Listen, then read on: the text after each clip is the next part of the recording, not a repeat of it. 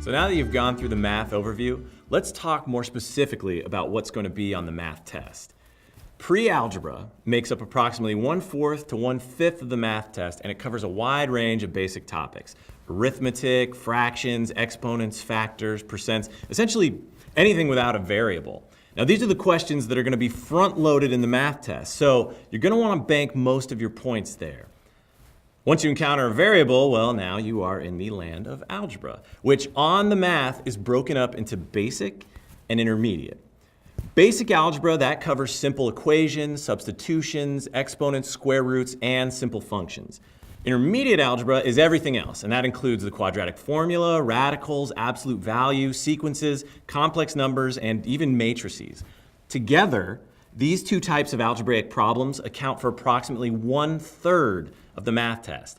Now, as always, the basic questions are going to be towards the beginning of the test, and that intermediate algebra is going to be in the middle and towards the end.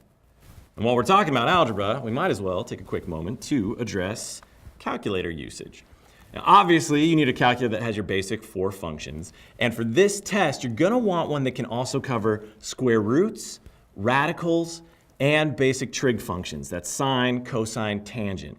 If your calculator can do more than that, like graph or solve functions, that's awesome. Just remember though, you cannot use your cell phone or a calculator that plugs in or makes noise. If you're worried that your calculator might be on the prohibited list, I recommend you look online for more information. Now the next type of math you'll see is geometry. The test breaks geometry into 2 categories. The first is coordinate geometry. Now this covers everything on the XY plane, lines, slope, midpoints, even some graphic circles and conic sections. The other type of geometry is plane geometry, which is where all of those shapes come into play. Triangles, squares, parallelograms, rectangles, trapezoids, as well as knowing how to find their perimeter, area, and sometimes volume. The good news is that there won't be proof, so don't worry about that, unless of course you love them, in which in that case, I'm sorry.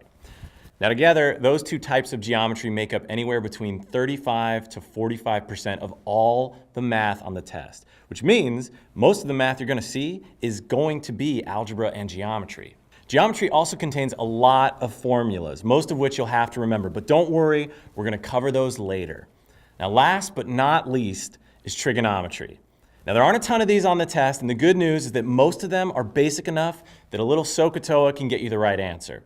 Occasionally you'll see a graph or an equation involving trig, but those are rare and always towards the end of the test. And if you're rusty on your trig, don't worry, we'll cover it later. So let's recap.